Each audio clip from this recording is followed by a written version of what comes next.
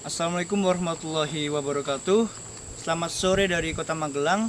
Dan sore ini saya Diksinka Pradana dengan NIM 1903544 bersama kelompok saya yaitu Amirah Rasefa dan Aisyah Nur Rahman dari kelompok 9 akan memberikan sebuah gambaran, akan memberikan sebuah penjelasan dan akan mencerahkan kalian semua mengenai hak asasi manusia dalam koridor hak asasi perempuan seperti itu. Jadi mungkin yang akan kami sampaikan memiliki substansi kurang lebih ya mengenai hak asasi perempuan itu sendiri. Jadinya kami akan membahas mengenai pengertian hak asasi perempuan itu sendiri. Kemudian kami akan memberikan sebuah gambaran kepada kalian mengenai jenis-jenis hak asasi perempuan di Indonesia. Kemudian kasus pelanggaran HAM yang melanggar hak asasi perempuan itu sendiri di Indonesia seperti itu. Jadi itu adalah 3 pokok besar yang akan menjadi pokok bahasan kami seperti itu. Jadi tetap saksikan saja ya. Baik, mengenai hak asasi perempuan itu sendiri, kami itu memiliki sebuah latar belakang atau memiliki sebuah background lah istilahnya lah untuk pembahasan dari hak asasi perempuan itu sendiri. Karena kita tahu di Indonesia itu istilahnya sampai saat ini hukum itu masih dianggap sebagai sesuatu yang diskriminatif, khususnya terhadap bagi kalangan perempuan itu sendiri seperti itu. Karena hukum itu masih dirasa memiliki sebuah hal yang tidak adil bagi perempuan itu sendiri. Padahal hukum itu harusnya memberi sebuah keadilan atau istilahnya tuh gender itu tidak menjadi sebuah pokok yang dapat mengintervensi dari hukum itu sendiri. Karena ya kita semua itu sama di mata hukum seperti itu kan. Menurut kami ya, kelompok kami itu memiliki sebuah sebuah slogan atau apalah yang kami sebut equation, justice, and freedom, dimana equation berarti kesetaraan, justice keadilan, kemudian freedom adalah kebebasan. Jadi dalam hal ini tuh kami ingin memberikan sebuah stimulus pada kalian semua mengenai lah, hukum di Indonesia tuh harus memiliki istilahnya menyeluruh atau setara bagi semua lah. Jadinya tuh hukum tuh tidak ya tumpul ke atas atau tajam ke bawah seperti itu, bahkan tumpul ke laki-laki atau tajam ke perempuan seperti itu. Kemudian justice, berkeadilan, lah mau membicarakan keadilan itu sendiri sebenarnya tuh nggak akan pernah ada habisnya. Karena saya pernah mendengar sebuah pernyataan atau istilahnya sebuah quotes dari internet yang menyebutkan bahwa keadilan yang hakiki atau keadilan secara hakikat adalah ketidakadilan itu sendiri. Karena apa? Keadilan itu sebenarnya tuh susah untuk diukur. Karena begini, kita kasih sebuah gambaran mengenai pembagian uang atau sembako seperti itulah. Dari si pemberi sudah merasa adil karena memberikan semuanya setara, memberikan semuanya itu sama seperti itulah. Tapi kan kita nggak bisa istilahnya mematok atau memberikan sebuah persepsi bahwa mereka tuh semuanya sama seperti itu. Jadinya ya sulit untuk berlaku adil sebenarnya seperti itu. Namun walaupun sulit, kita harus terus memperjuangkan keadilan seperti itu. Kemudian yang terakhir adalah freedom, kebebasan seperti itulah. Kebebasan yang dimaksud sini adalah kebebasan yang tidak boleh melanggar kebebasan orang lain. Karenanya HAM itu istilahnya terbentuk karena ya kita nggak boleh terlalu sewenang-wenang terhadap orang lain seperti itu. Apalagi perempuan tuh istilahnya kan kita tahu bahwa perempuan tuh memiliki sebuah keistimewaan sendiri yang perlu kita pandang seperti itu. Karenanya mungkin saksikanlah terus video ini agar kalian mendapatkan sebuah pencerahan mengenai hak asasi perempuan.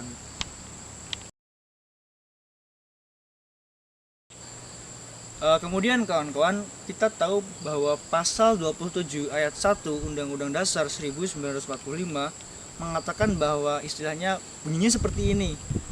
Istilahnya mengenai prinsip persamaan bagi seluruh warga negara tanpa kecuali. Prinsip persamaan ini harusnya menghapuskan diskriminasi, karenanya setiap warga negara memiliki hak atau memiliki persepsi yang sama terhadap hukum di Indonesia. Karenanya nggak ada perbedaan mana wanita mana pria. Karenanya hukum tuh harus tegak dan berdiri itu harus tanpa memandang laki-laki atau perempuan, seperti itu. Itu inti dari pasal 27 ayat 1 Undang-Undang Dasar 1945, seperti itu. Karenanya kita harus memberikan sebuah paradigma kepada masyarakat bahwa oke lah, masyarakat perempuan, masyarakat laki-laki itu sebenarnya sama di mata hukum, nggak boleh ada yang dibeda-bedakan.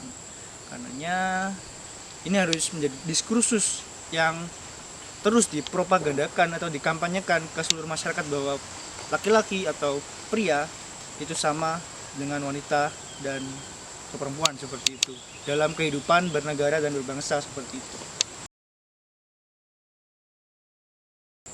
Namun begini kawan-kawan, sebelum kita berbicara lebih jauh mengenai hak asasi perempuan, kita harus paham mengenai ground design dari hak asasi perempuan itu sendiri, yaitu HAM, seperti itu. Kita harus memahami HAM terlebih dahulu sebelum kita jauh berbicara mengenai hak asasi perempuan. Seperti definisinya, HAM adalah sebuah hak yang melekat pada setiap manusia. Hak itu fundamental dan mutlak dimiliki oleh setiap manusia dari lahir hingga mati, seperti itu, atau hingga meninggal, seperti itu. Karenanya kalau melihat makna dari HAM seperti itu, maka kita bisa tarik kesimpulan bahwa hak asasi perempuan adalah hak asasi yang mutlak atau fundamental dimiliki oleh perempuan, baik sebagai manusia atau sebagai perempuan. Nah, dalam hal ini kita tuh memiliki pemahaman bahwa sebenarnya hak asasi perempuan tuh istilahnya memberikan sebuah keistimewaan bagi perempuan seharusnya. Namun sayangnya di Indonesia ini, bahkan di dunia lah, perempuan masih dianggap sebelah mata, sayangnya seperti itu. Padahal banyak sekali perempuan yang memiliki potensi atau kualitas yang baik untuk memajukan peradaban dunia maupun peradaban Indonesia itu sendiri. Bahkan istilahnya propaganda mengenai perempuan itu nggak pantas untuk menjadi pengganti dari laki-laki itu sebenarnya sudah sangat menjadi stigma di masyarakat, seperti itu. Karenanya tugas kami di sini atau tugas kalian semua adalah untuk menghapuskan stigma itu, menghapuskan pemikiran-pemikiran negatif mengenai perempuan, agar apa? Agar kita bisa menjadi warga negara seutuhnya, warga negara yang menjunjung tinggi persamaan gender, seperti itu. Setelah kita berbicara mengenai ground design dari hak asasi perempuan itu sendiri, kita harus memahami juga mengenai Undang-Undang Nomor 39 Tahun 1999 yang memuat mengenai hak asasi manusia itu sendiri. Sebelumnya pasal 3 dalam Undang-Undang Nomor 39 Tahun 1999 itu menyatakan bahwa setiap manusia dilahirkan bebas dengan harkat dan martabat manusia yang sama dan sederajat, serta dikaruniai akal dan hati nurani untuk hidup bermasyarakat, berbangsa dan bernegara dalam semangat persaudaraan. Dalam hal ini dikatakan bahwa setiap manusia dilahirkan bebas dan harkat dan martabat manusia yang sama dan sederajat. Manusia yang sama dan sederajat. Oke, karenanya kita harus bilang bahwa manusia perempuan, manusia laki-laki itu sama dan sederajat, seperti itu. Jika kita mengimplementasikan Undang-Undang Nomor 39 Tahun 1999. Namun sayangnya ya, Indonesia masih terlalu tabu dalam membahas hak asasi wanita secara eksplisit, seperti itu sayangnya. Mungkin ini entah perlu pendewasaan terhadap pendidikan masyarakat di Indonesia secara keseluruhan, atau mungkin karena penanaman doktrin-doktrin yang tidak lurus atau tidak sejalan dengan prinsip undang-undang ini, nggak tahu kita. Yang intinya adalah kita harus mengubah stigma masyarakat, kita harus mempropagandakan bahwa manusia itu semuanya setara di bumi, seperti itu. Setelah kita berbicara mengenai ground design dari HAM dan ground design dari hak asasi perempuan, kita berlanjut ke jenis-jenis hak perempuan, seperti itu. Yang kami tahu dan setelah kami lakukan penelitian itu ada 7. Yang pertama adalah hak asasi perempuan dalam bidang politik. Yang kedua adalah hak asasi perempuan dalam bidang kewarganegaraan. Yang ketiga adalah hak asasi perempuan dalam bidang pendidikan dan pengajaran. Yang keempat adalah hak asasi perempuan dalam bidang ketenaga kerjaan. Yang kelima adalah hak asasi perempuan di bidang kesehatan. Yang keenam, hak asasi perempuan dalam perlakuan hukum atau perbuatan hukum. Kemudian yang terakhir adalah hak asasi perempuan dalam bidang ikatan atau putusnya perkawinan, seperti itu.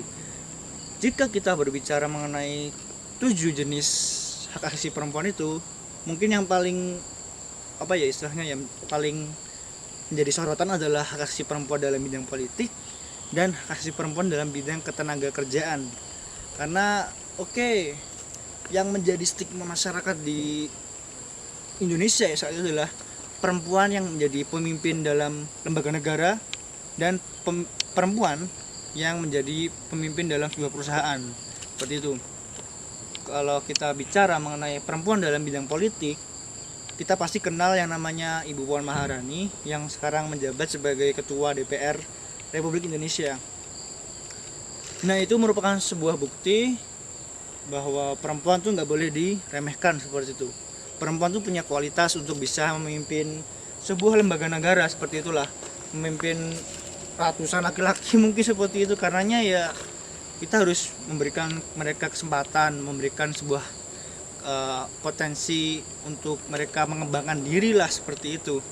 Karenanya ya lah, kalau kita bicara semuanya didominasi oleh laki-laki itu nggak fair lah istilahnya lah, karena ini akan melanggar dari HAM perempuan itu sendiri, seperti itu. Karenanya selama mereka berpotensi, selama mereka berkualitas, kenapa tidak, seperti itu. Kemudian mengenai hak asasi perempuan dalam bidang ketenaga kerjaan. Kalau kita bicara ketenaga kerjaan, kita tuh bicara masalah buruh lah, seperti itulah. Sekarang kan masih Mei itu identik dengan perayaan atau euforia Hari Buruh yang diperingati pada 1 Mei kemarin. Kita tahu bahwa buruh itu sebenarnya tuh masih dianggap sebagai sebuah pekerjaan yang ya dipandang sebelah mata, karena mereka tuh istilahnya kerjanya apa sih, itu stigma masyarakat seperti itu. Padahal buruh itu sangat memiliki memiliki sebuah peran vital bagi pembangunan ekonomi di Indonesia. Bayangkan saja, jutaan buruh di Indonesia itu sangat sangat mengharapkan perhatian dari pemerintah untuk bisa mengembangkan diri mereka, karena kita tahu bahwa buruh itu masih banyak yang mendapatkan upah di bawah upah minimum. Jadinya ya sama saja kita melanggar hak mereka lah. Apalagi banyak sekali hak perempuan, banyak sekali buruh perempuan di Indonesia, seperti itu. Itu adalah pembicaraan mengenai jenis-jenis hak perempuan, seperti itu. Setelah kita berbicara mengenai ground design, kemudian jenis-jenis hak perempuan, mungkin naif jika kita tidak bicara mengenai pelanggaran dan penyimpangan yang dilakukan oleh oknum-oknum tidak bertanggung jawab atas hak perempuan itu sendiri. Banyak sekali penyimpangan, banyak sekali pelanggaran yang terjadi mengenai hak perempuan itu sendiri. Karenanya saya akan memberikan kalian banyak sekali malahan, banyak istilahnya pelanggaran-pelanggaran yang melanggar hak asasi perempuan itu sendiri. Banyak sekali kawan-kawan, banyak sekali penyimpangan, banyak sekali pelanggaran yang dilakukan oleh oknum-oknum terhadap perempuan, seperti permasalahan tenaga kerja wanita, kemudian masalah buruh, dan masalah tadi seperti yang sudah saya sampaikan, masalah perempuan apakah layak untuk memimpin lembaga negara atau tidak, seperti itu. Namun yang sering kita dengar di media massa adalah masalah tenaga kerja wanita, baik itu tenaga kerja wanita di Indonesia maupun tenaga kerja wanita di luar negeri. Namun yang sering disorot oleh media adalah tenaga kerja wanita yang di luar negeri, seperti itu. Banyak sekali penyiksaan yang terjadi, banyak sekali penyimpangan dari hak asasi perempuan itu sendiri yang dilakukan oleh majikan-majikan mereka, seperti itu. Sebenarnya perempuan di luar negeri itu nggak cuma menjadi tenaga kerja wanita dalam bidang asisten rumah tangga, namun mereka juga ada yang menjadi seperti bagian dari sebuah perusahaan, seperti itu. Namun kita istilahnya yang paling sering kita dengar adalah mengenai penyiksaan, TKW dan kawan-kawan, seperti itu. Mungkin ini menjadi PR bagi pemerintah untuk istilahnya meningkatkan kualitas bagi tenaga kerja wanita, untuk istilahnya mengapa sih mereka bisa sampai disiksa di sana, seperti itu. tentunya kalau pemerintah bilang kami sudah melakukan banyak pelatihan bagi tenaga kerja wanita agar istilahnya di luar negeri sana menjadi pahlawan devisa yang sangat berguna bagi bangsa seperti itu. Namun sayangnya malah mereka disiksa di sana.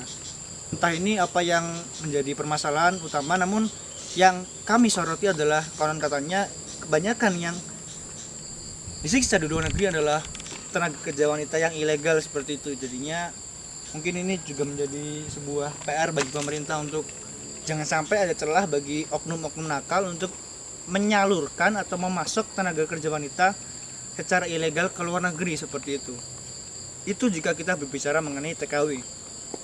Kalau kita bicara mengenai upah buruh perempuan di Indonesia, oke, masih banyak yang masih di bawah upah minimum seperti itu. Karenanya ini juga harus menjadi PR bagi pemerintah untuk meningkatkan atau memberikan sebuah pandangan bagi para pengusaha untuk tidak boleh meremehkan pandangan mereka kepada buruh-buruh perempuan seperti itu. Karenanya kita harus mereformasi lah istilahnya, melakukan reformasi kembali terhadap pengusaha atau ekonomi di Indonesia seperti itu.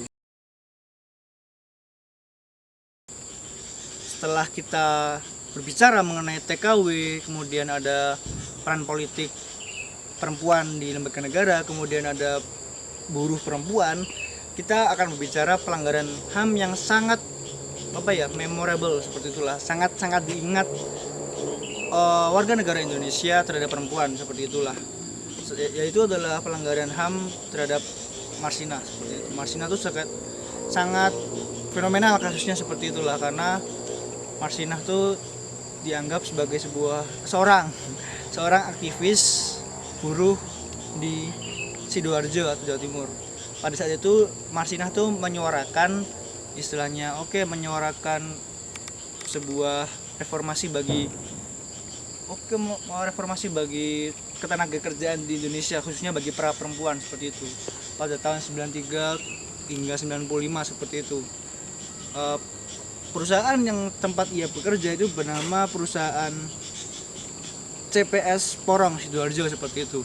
Namun sayangnya terjadi pergolakan di pemerintah yang membuatnya dia terbunuh seperti itulah. Entah terbunuh atau dibunuh seperti itu. Namun kita perlu tahu bahwa peristiwa Marsinah ini merupakan peristiwa pelanggaran HAM terhadap perempuan yang sangat keji dan sangat diingat oleh masyarakat Indonesia. Kenapa sangat diingat? Karena sampai saat ini hingga 20-an tahun berlalu itu pemerintah belum bisa menguak kasus ini, mulai dari pemerintahan Pak Habibie, Pak Gus Dur, kemudian ada Bu Mega, Pak SBY hingga Pak Jokowi di periode kedua ini belum bisa menguak dari kasus pelanggaran HAM lama. Kasus Marsinah lah, kasus Wiji Tukul lah, siapapun itu perlu diuak kasusnya agar kita bisa memberikan sebuah pencerahan bagi masyarakat. Ya, bagaimana kalau kita kasus-kasus lama tuh dipendam tanpa ada dikuak bukti-buktinya seperti itu? Bagaimana kita bisa maju jika sejarah saja kita masih ngambang seperti itulah, seperti itu. Karenanya peristiwa Marsinah ini sangatlah memorable seperti itu ya kawan-kawan. Karenanya ini pesan bagi generasi muda untuk jangan sampai kita melupakan peristiwa sejarah yang belum terkuak kebenarannya, karena kita harus menguak kebenarannya entah sampai kapanpun kita harus terus menguak kebenaran. Kebenaran akan terus hidup, tak akan pernah mati. Orang yang memperjuangkan kebenaran akan terus ada dan berlipat ganda seperti itu.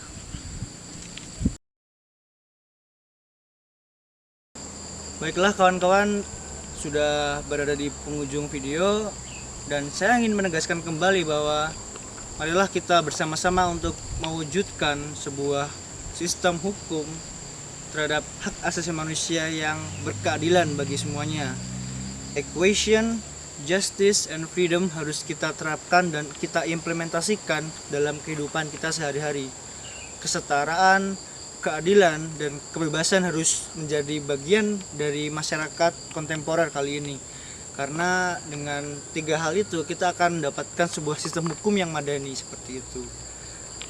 Hak asasi perempuan harus kita selalu junjung tinggi selain juga hak asasi manusia itu sendiri, karena kita kan tahu bahwa hak asasi perempuan itu memiliki definisi bahwa hak asasi manusia yang dimiliki oleh perempuan sebagai koridor dia sebagai manusia dan sebagai perempuan. Karenanya kita harus menjunjung tinggi hak asasi perempuan agar kita bisa mendapatkan sebuah peradaban masyarakat yang sangat mulia bagi semuanya, seperti itu.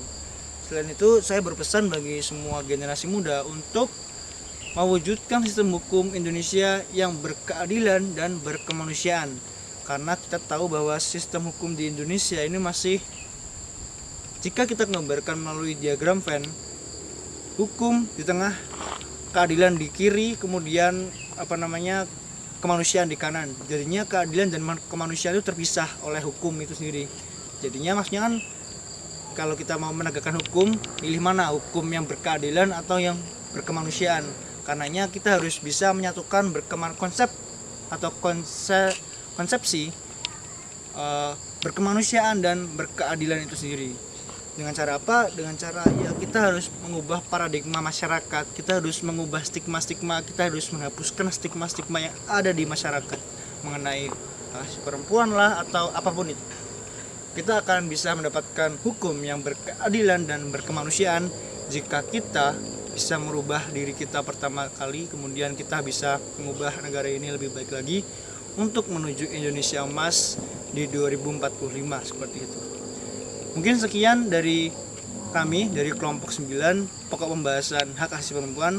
Saya Diksi Inka Pradana bersama Amira Rasefa dan Aisyah Noroman undur diri. Terima kasih atas kesempatannya. Tegakkan terus hukum, Viva Justicia. Wassalamualaikum warahmatullahi wabarakatuh.